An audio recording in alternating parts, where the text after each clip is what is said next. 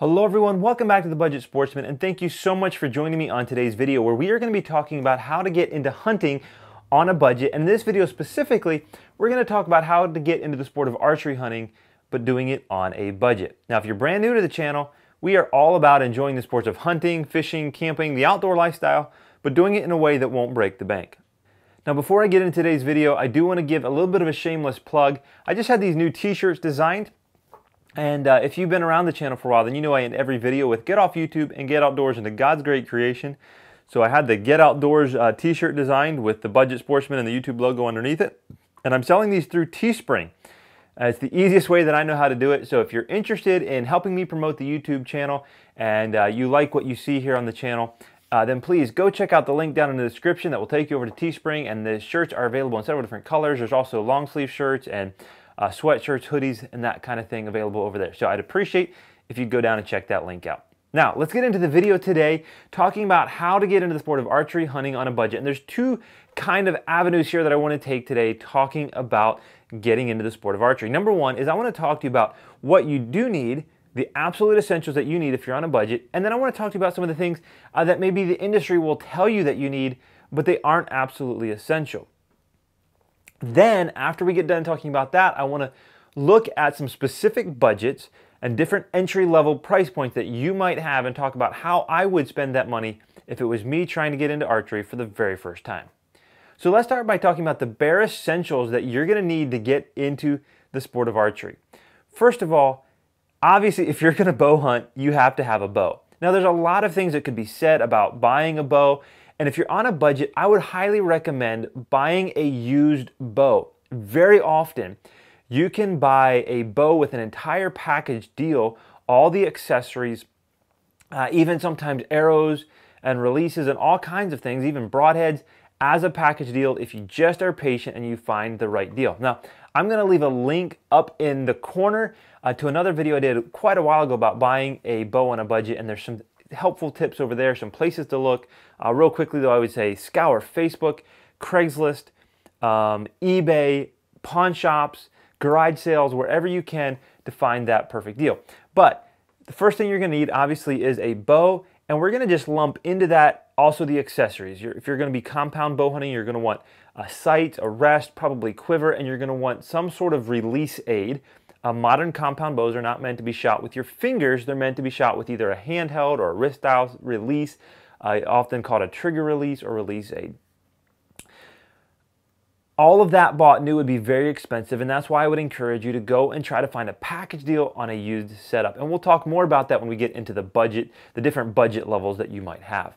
Now, there are a few more things beyond the bow that you're going to need. Of course, you're going to need arrows. You're going to need field points or field tips to put on the front of your arrows for your practice. You're going to need broadheads, which is what you're going to put on the front of your arrow to actually hunt. And you're going to need a target to be able to practice so that you can make sure your archery skills are on point. Now, we already mentioned the bow, now the arrow, field points, broadheads, and a target. Now, you're going to look through the Cabela's catalog and you're going to see 101 or maybe 1,001 other items that you're going to think that you need to go out and enjoy the sport of archery hunting. But the truth is, if you're on a budget, just throw the Cabela's catalog away and recognize that down the road, a lot of that stuff will be very nice to have. It might make it more comfortable, it might make it more enjoyable, and it might help you to have better success. But if you're on a tight budget, don't let all of those things that you wish you could have stop you from getting out and enjoying the sport. If you can pick up those things that we just mentioned, bow, arrow, field points, broadheads, and a target, along with the accessories for the bow, you can go out and enjoy the sport of archery hunting. Let me talk to you about some of the bigger items that you might think that you need and why they're not absolutely essential. Let's talk about camouflage. I'm sure that if you've ever been around archery hunting or if you've ever watched videos about archery hunting, you've seen guys hunting in camouflage. And again, it's a nice thing to have. However, if you want to get out and you just don't have money for camouflage, especially when you start looking at some of this high-end camouflage, it's very expensive. I would say wear earth-colored tones. Wear greens and browns and tans, even some, maybe a little bit of blacks mixed in. And the truth of the matter is, you can go out and have success wearing clothes that's not a camouflage pattern. I know plenty of people who've gone out and killed deer wearing things other than camouflage, all kinds of just solid colors. Even I've known guys who were wearing blue overalls and killed deer. In fact, Fred Bear, who's one of the kind of fathers of the modern archery movement and archery hunting, you can find pictures of him wearing camouflage, but you can also find him with pictures of wearing flannel shirts and other kinds of clothes other than camouflage, and he was very, very successful using a recurve bow. And so it's not absolutely necessary that you have to have camouflage. Another big ticket item that you're probably going to think that you need, especially if you're whitetail deer hunting, most whitetail hunters who hunt with a bow hunt out of a tree stand.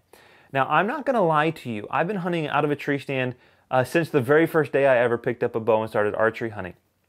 However, this past year, I decided to hunt a particular area that just did not have the kind of trees that I could get a tree stand in. It was very brushy, a lot of undergrowth, and just not any good mature trees to put a tree stand in. And I had several really amazing hunts hunting from the ground.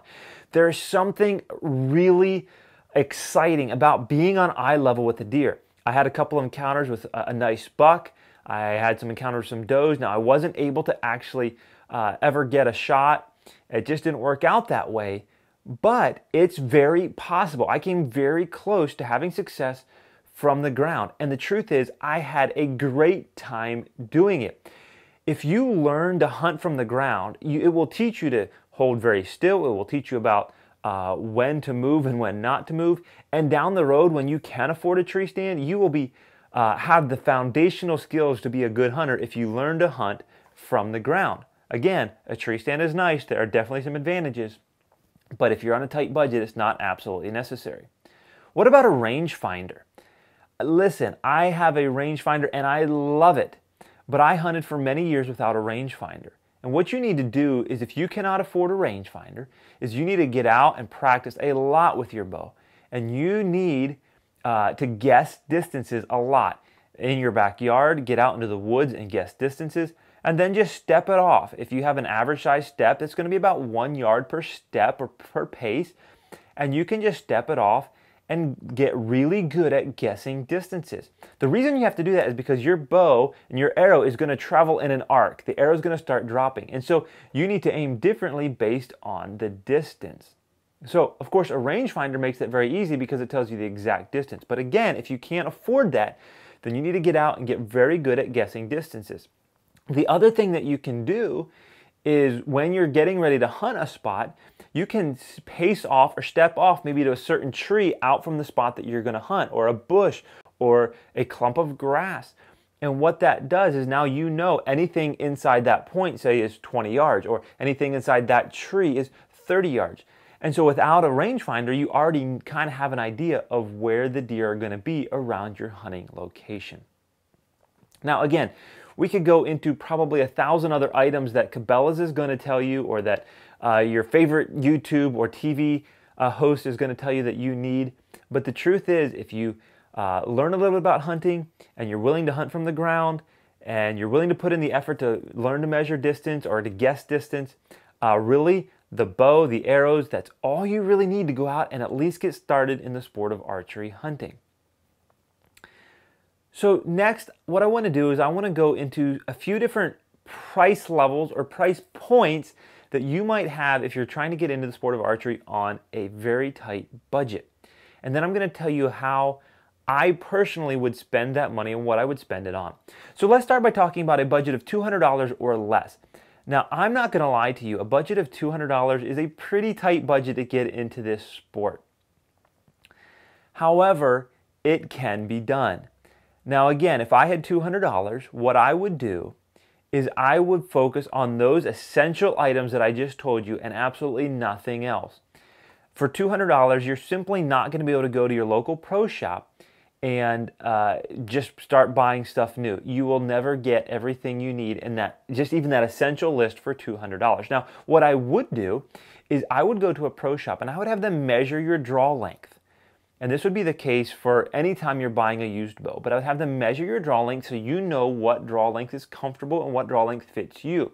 Because oftentimes when you're buying a used bow, they're going to be set to a particular draw length, and some bows are adjustable and some bows really aren't without a lot of extra expense or effort. So I would go to a pro shop, find your draw length, and then I would scour every used platform that you can find: eBay, Craigslist, Facebook Marketplace, pawn shops, garage sales, Goodwill, whatever it is, until I found a package deal of everything I needed, probably with the exception of a target. You're going to look for the bow, the arrows, the field points, the broadheads, all the accessories on the bow, and a release aid. And if you can find that for under $200, you're going to be set to go. Again, you're going to probably have to make some sacrifices here for $200. You're not going to buy a super new bow in this price range. You're probably going to be looking at an older bow. It may not look as cool. It may not have all the bells and whistles of a newer bow, but it's definitely very doable. Now, a moment ago, I mentioned that I'd be looking for that package deal, but I wouldn't expect to find a target in the package deal. So here's what I would do. If I was on a tight budget and I couldn't afford a target, or I wanted to put as much money as possible into my bow setup, I would find some old beach towels, some old bath towels, maybe that box of clothes I have in the attic that I intended to donate to the local Goodwill or Salvation Army. And I would stuff that in a box or a bag, and I'd make my own archery target. And believe me, this works. Now, I'd be careful about using clothes like jeans that have zippers or buttons, but if you've got t-shirts or other things that don't have metal on them, you can stuff a bag or a box and make a fantastic beginner archery target and save your money to put into the bow. Now, I do want to bring up one other suggestion here if you're on a very tight budget, and that would be that you could start with a recurve bow. Now, this is not going to be for everybody because recurve archery or traditional archery can take a lot more practice and a lot more discipline to really get good at over the sport of compound archery. The reason that I bring it up, however, is there's a little bit less involved as far as accessories to the bow, and you can buy a bow like the Samick Sage for under $150 and have some money left over for your arrows. And so while I wouldn't recommend it for everybody, if traditional archery is something that interests you anyways, this would be a way to get into the sport of archery on even a little bit smaller of a budget.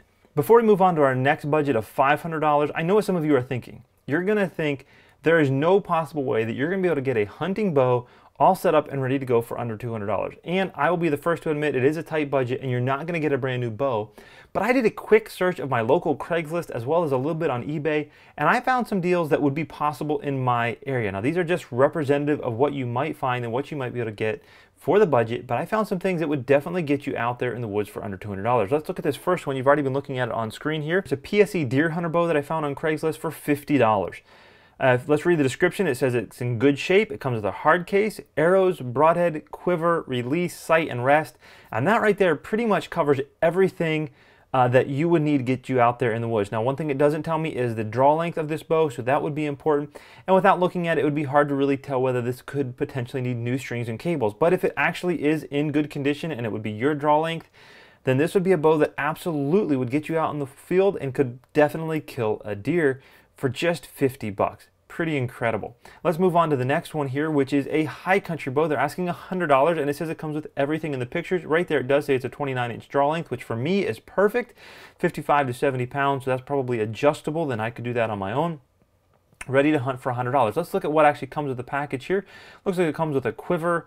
If we scroll through some of the pictures, it looks like it also comes with a sight, rest, and a quiver full of arrows. Now, it doesn't say anything about broadheads or a release, but again, for $100, this would be a great way to get started and still have budget left over for broadheads, release, or a few other odds and ends. All right, the next one here is another PSE. It's a Whitetail Extreme. If you read the description there, it says there's a 4-pin sight, a whisker biscuit, which would be your arrow rest. It has a quiver and 4 arrows. Now again, this doesn't have broadheads or a release, but other than that, it's got pretty much everything you need. And at $150, if you went budget on your broadheads and release, you could certainly come in under that $200 price point. All right, here's another one for $150. It's a Matthews Mission. It says it's a like new bow, nothing wrong with it, ready for the upcoming hunting season, and it comes with a quiver, sight, whisker biscuit, and release. Now, one thing I'm not sure about this bow, it does not say that it comes with arrows, but it does show arrows in the picture, so that would be something I'd want to find out before I actually went to take a look at this bow. Again, does not come with broadheads, and at $150, you still probably have a little bit of room in your budget left for broadheads. And the last one from Craigslist here is a Parker Phoenix bow for $175. Looking down, you can see it's a 28-inch draw length, and it comes with a quiver, 6 arrows, a case, a sight, a drop-away rest, and a release. Again, at $175, the only thing you're missing is a set of broadheads, and you're ready to hit the woods and go hunt some deer. Before we move on to that budget of $500, I want to show you one more bow I found over on eBay. This bow is a brand new bow from Bear, and it is an entry-level Bear. Bear does make quite a few entry-level bows, and this one's coming in at $186 over here on eBay, and as you can see, it does come with a rest and a sight. Now, this is certainly not going to get you under that $200 price point, because you're still going to probably need a quiver, you're still going to need arrows, release, broadheads, field points, all of that. And so it's not going to really get you in under that $200 price point, but if you can bump that budget a little bit, you could actually end up with an entry-level but brand new bow. The next thing that I want to do is bump this budget up to $500 or less. Now, in my mind, $500 is a pretty good chunk of change, but I'm not going to lie to you, it does not go far in the sport of archery. So there's a couple of different paths that you could take once you've bumped this budget up to $500. There are some fairly decent entry-level bows that could be had for under $500 with sights, rest, quiver, etc. One of them that comes to mind is something like the Diamond Infinite Edge Pro. My wife actually shoots that bow. I have a review of it on my channel. Again, I'll leave a link up in the description if you want to check out that specific bow. Those bows can be had, I think, for around $300 to $350 brand new, but keep in mind, you're still going to need arrows, you're going to need field points, you're going to need broadheads, you're going to need a release, and all of that stuff is going to add up in the long run. If it was me though, I think what I would do is I would shy away from going toward a brand new entry-level bow, and I would still aim for a used bow in a package deal with everything that I needed. A couple of reasons why. Typically, you can get a better bow for the same amount of money if you're willing to buy used. But the other reason is I would try to be saving some money for some extra accessories here if I had $500 to spend. The first thing that I would try to save money for is a rangefinder. I already said they're not essential. However, they certainly do make life a lot easier when you get out in the woods and you're able to range exact distances to certain trees or certain trails or the animal that you're actually hunting. Rangefinders on the budget end can be had for $75 to $100, and I would certainly try to include that in my $500 budget. If I could get my bow for $350 and I could get my rangefinder for $100, I still got $50 left, I would definitely consider putting that into some camouflage. It doesn't need to be fancy. It can be from Goodwill or garage sales. It can be Walmart camouflage or just the really budget line from Cabela's. But I would certainly consider investing in camouflage if I had that $500 budget. Finally, let's bump that budget up to $1,000. Now for me, $1,000 is a pretty big chunk of change. Doesn't sound like much of a tight budget. However, if you're not careful, you're going to blow through that $1,000 really fast and find that you could have spent it a lot more wisely. For instance, you can go to the bow shop and you can buy a brand new bow for $1,000 or more that's a bare bow, does not have any accessories, no arrows, no broadheads, no quiver, nothing, and you've already blown through your $1,000. So if I was going to tell you what to do with $1,000, I would say do exactly the same thing that I've been saying all along, only bump your budget up a little bit. If I had a budget of $1,000, I'd probably be looking to spend $500 to maybe $600 or $700 on my bow. For that price, you're going to be able to find a pretty decent package deal. You might be able to find a couple-year-old flagship model even. Somebody's getting rid of, they've upgraded again, and they're looking to sell this package deal. I think for $500 to $700, you're going to find a pretty decent bow if you're willing to buy used. With the remaining money, again, I would be buying camouflage, I would be buying a rangefinder, and in this case, I probably would start looking toward buying some sort of elevated hunting platform. If you're hunting public land, I'd be looking for something like a climbing tree stand. Summit climbers are a little bit bulky. They are about $300 new, but you can often find them for $75 to $150 used if you've got a lot of hunting in your area. I see them all the time on Facebook Marketplace. I might also consider something like a more inexpensive, maybe a little bit heavier. Not going to get the most lightweight mobile setup, but maybe a used hang-on stand, and a set of sticks. If you're hunting private land, then you could certainly go for an inexpensive ladder stand. They sell them at Walmart or Dick's Sporting Goods. You can get fairly inexpensive ladder stands. So I would start considering some sort of elevated hunting platform. I hope this information has been helpful for you. If you have any comments or questions, feel free to leave them in the comments down below, and I will do my very best to answer any questions that you might have. If you enjoyed the video, please consider giving a thumbs up or hit that subscribe button down below. And until next time, remember to get off YouTube and get outdoors into God's great creation.